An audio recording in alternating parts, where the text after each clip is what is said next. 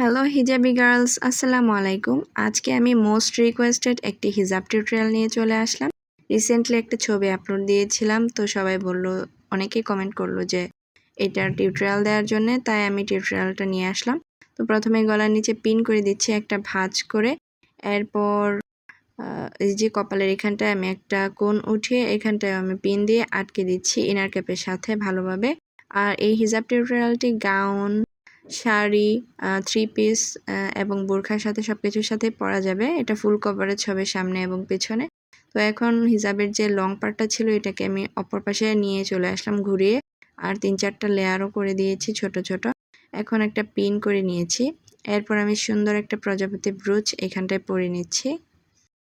এই যে, তো এখন আমি কাঁধে একটা পিন দিয়ে আটকে দিচ্ছি। এই যে এই পাশটায় আমি একটা পিন দিয়ে আটকে দিব।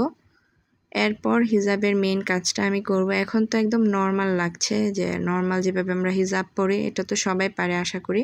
তো এরপরে হিজাবের যে এই যে এই পার্টটা ছিল, ছোট যে পার্টটা, এটাকে এইভাবে একটা ভাঁজ দিয়ে আমি একটু ঘুরিয়ে উপরে উঠিয়ে নিয়েছি মাথার উপরে। এটা এখন বোঝা যাচ্ছে না ঠিক কেমন লাগবে, তো প্রথমে আমি আগে পিনটা করে নিচ্ছি, এরপর আমি দেখাচ্ছি যে মূলত হিজাবের লুকটা কীরকম আসে।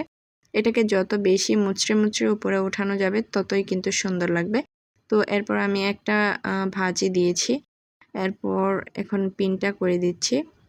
পিন করা হয়ে গিয়েছে। এখন এটাকে আমি টেনে টেনে সেট করে নেব। এই যে আপনারা দেখতেই পাচ্ছেন কত সুন্দর একটা লুকিং এসেছে। এখন এই যে দুই পাশের হিজাবটাকে একসাথে অ্যাডজাস্ট করে সুন্দর একটা ফ্লাওয়ার ব্রুচ আমি এখানে লাগিয়ে দিচ্ছি।